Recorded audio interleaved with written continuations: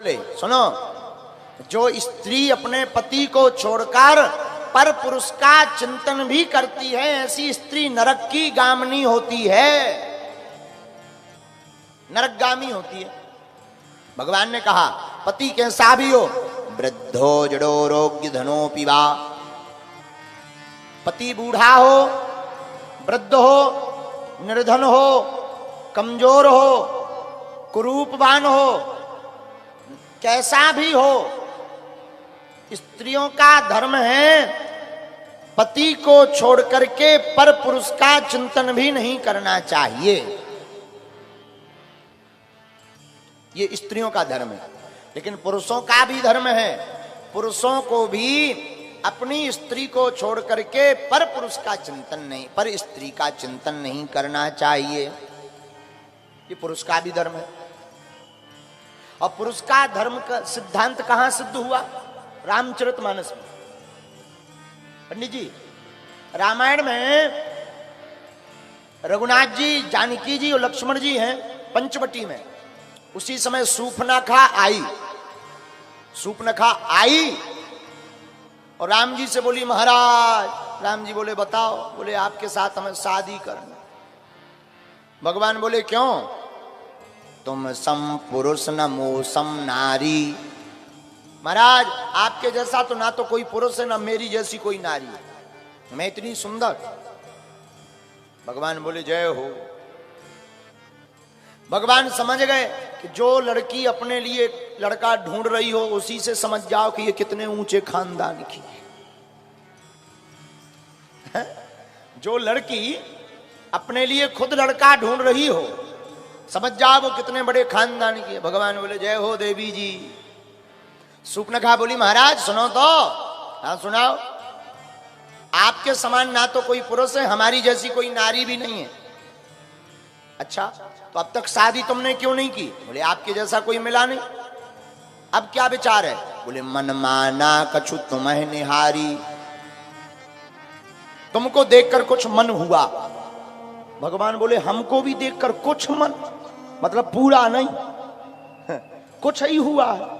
भगवान मन ही मन बोले जय हो। इसका मतलब हमसे सुंदर मिलेगा तो तुम तुरंत देते तलाक होतर एंट्री है। धन्य हो, धन्य हो। लेकिन एक रामचरितमानस में जो बात बताना चाह रहे थे वो बात ये है कि यहां पर एक घटना विचित्र है। विचित्र घटना क्या है? शिक्षा वाली। राम जी बात तो कर रहे सूर्पनखा से, लेकिन देख रहे जानकी जी की तरफ। और रामायण की चौपाई भी कहती है सीते चिते कही तही बाता। बात सूर्पनखा से कर रहे पर देख जानकी जी की तरफ रहे। राम जी क्या कहना चाहते हैं? बहुत अच्छी बात राम जी कहना चाहते हैं कि कोई दूसरी स्त्री जब तुम्हारे ऊपर डोरा डालने लगे तब घबराना नहीं, अपनी पत्नी की तरफ देखने लगना, वासना तुम्हारा नाक नहीं काटेगी। है? ये भगवान शिक्षा दे रहे। तो केवल स्त्रियों का धर्म नहीं है, पुरुषों का भी है। स्त्रियों का धर्म है पर पुरुष का चिंतन नहीं करना चाहिए, वरना नरक की गामिनी होती है, नरक जाना पड़ता है। जो स्त्री पर पुरुष का अपने पति के अलावा चिंतन करती है, परंतु पर पुरुष भी पर स्त्री का चिंतन करता है तो वो भी नरकगामी होता है, शास्त्र कहते हैं। और अब महाराज मान लो कोई आफत मोल ही आ गई तो क्या करें? उसका उपाय भी गोस्वामी जी ने बहुत अच्छी बात कही, राम जी ने अपने चरित्र से। सीतः चितय कही तेही बाता। आई सूर्पनखा। अच्छा ऐसा कोई होगा कि बात किसी से कर रहा हो देख कहीं और रहा हो? है? ऐसा होता है क्या? प्रायः ऐसा नहीं होता है। जिससे बात होती है उसी की तरफ देखता है। उसी प्रकार राम जी बात सूर्पनखा से कर रहे हैं पर देख जानकी जी की तरफ रहे हैं। बोले क्या? बोले सूर्पनखा की तरफ अगर देखकर बात करेंगे तो ये हमारी नाक कान काट देगी, लेकिन कभी वासना अगर सिर पर सवार होने के लिए आए और पत्नी की तरफ देखकर बात करोगे तो तुम वासना के ही नाक कान काट दोगे। हा? तो भागवत में भगवान कहते हैं गोपियों को वृद्धो जडोरोग्य धनोपि वा। पति बूढ़ा हो, निर्धन हो, कमजोर हो, कुरूप हो, असहाय हो, गरीब हो, निर्धन गरीब है, लेकिन पति को छोड़कर स्त्रियों को पर पुरुष का चिंतन नहीं करना चाहिए। इसलिए जाओ, घर लौट जाओ। और रामचरितमानस में भी इसी श्लोक की चौपाइयों में गोस्वामी जी ने लिखा, वृद्ध रोग बस जड़ धनहीना, वृद्ध रोग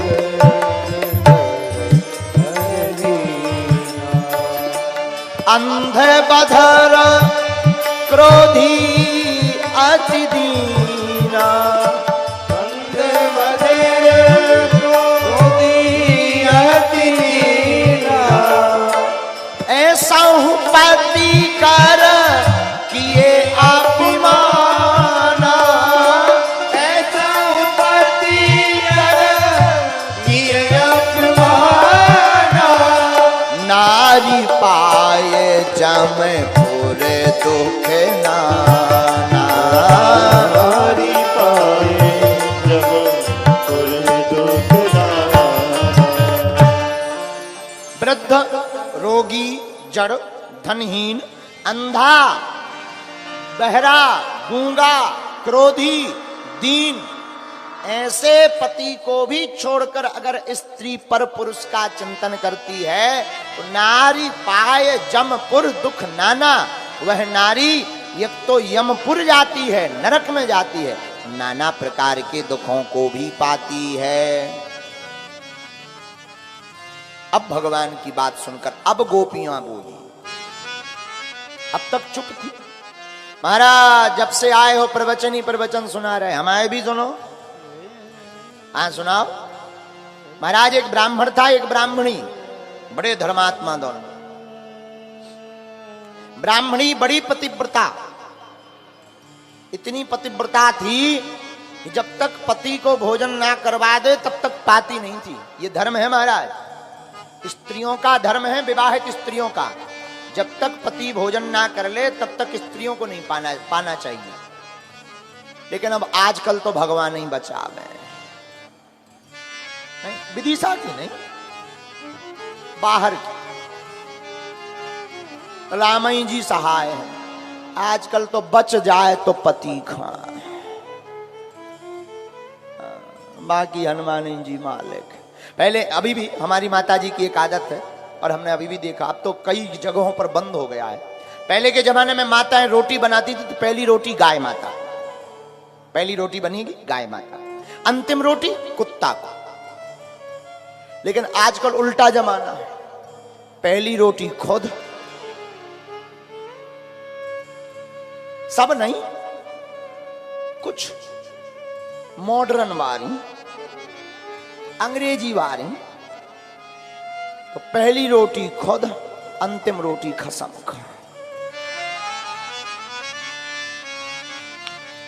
अब अर्थ लगा लो अपने हिसाब से कि खुद तो गौ माता बनवो चाहे थी। हम एक बार हैदराबाद गए महाराज जी, बाबा जी बैठे, मोहन बाबा भी, बाबा हम एक बार हैदराबाद गए, बहुत पहले। हैदराबाद में एक रेड्डी परिवार है, एक रेड्डी जी हमारे शिष्य थे, अबे भी हैं लेकिन अब थोड़ा सा डिस्टेंस हो गई। बहुत अमीर आदमी, उनके लड़के की शादी हुई, गुरु जी आप पधारिए, हमने कहा नहीं हम आएंगे, आना चाहिए, अच्छी बात। हम गए, अमीर घराना, शादी होकर के निपट गई, बढ़िया व्यवस्था हमारी, जाके हम पहुंचे, स्वागत हुआ, लड़का बहू दोनों प्रणाम करने आए, हमने आशीर्वाद दिया, खुश हो, जीवन मंगलमय हो, भगवान की खूब कृपा बनी रहे, किसी की नजर ना लगे, जुग जुग जियो, आशीर्वाद दिया। लेकिन अब हमारा तो बाई भाई भी है संग, हमारा बाई भाई बोलो बेटा, जोन जो नौ नौ ब्याह भाव रेड्डी जी की जोन जो नई बहू आई जाए, आगी लगी दारू पिया। अब हमने सामने सामने तो कुछ नहीं कहा, हमने कहा अगर सामने कह दे कहूं ये सुने सुटाई घले, अब भाई चार छह चांटा घल जाए तब बेइज्जती हो जाए, तो हमने अपने गुरुजी से कही अब चुप रहा, फिर बता भी।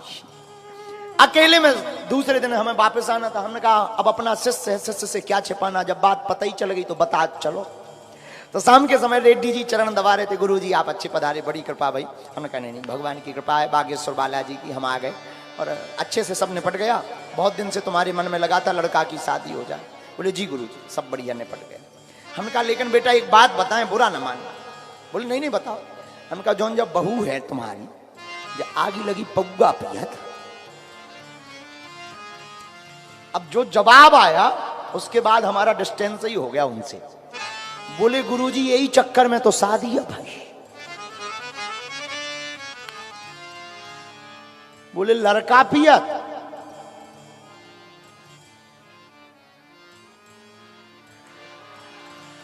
और बहू। हम कहा तुम्हें पता है? बोले वही शर्त पे तो शादी भई है। हम कही जय हो जय हो। हम कहा बैग उठाओ हम आओ। बोले कहे हमने पर मन में सोची वे तो बाहर चले गए, हम आओ तो मन बड़ो खिन्न हो गो, चाय पीने की भी हालत ना बची। हमने मन में सोचा कि और तो सब ठीक है, कल के दिन इनकी लड़कावारी होंगी। एक तो अंग्रेजी मम्मी, ऊपर से लड़कावारी होने तो मम्मी पीवे वारी, और लड़कन हर रोने तो ये मोंगा उन्हें कहे हाँ ये 2 ढक्कन पे वादे ने। ले बेटा ते भी पी और सो। ऐसा जमाना अपने भारत में आ गया। हमें बड़ी शर्म आई। हम सुबह ट्रेन थी हमारी, हम रात को ही 12 बजे, हमने कहा हम पहले ही पहुंच जाते हैं, कई बार रेल जल्दी आ जाती है। रेड्डी जी हम पहले ही जा रहे, क्योंकि हमें 2 प्रकार से डर लगो। एक तो जो कि कहाँ धर्म भ्रष्ट कर रहे, पता चल ही गया है, अब पानी पीना भी बेकार है तो कौन धर्म भ्रष्ट करे। और दूसरा कहीं अगर इनने बहुआ बता दो तो बहुआ इतने मानने।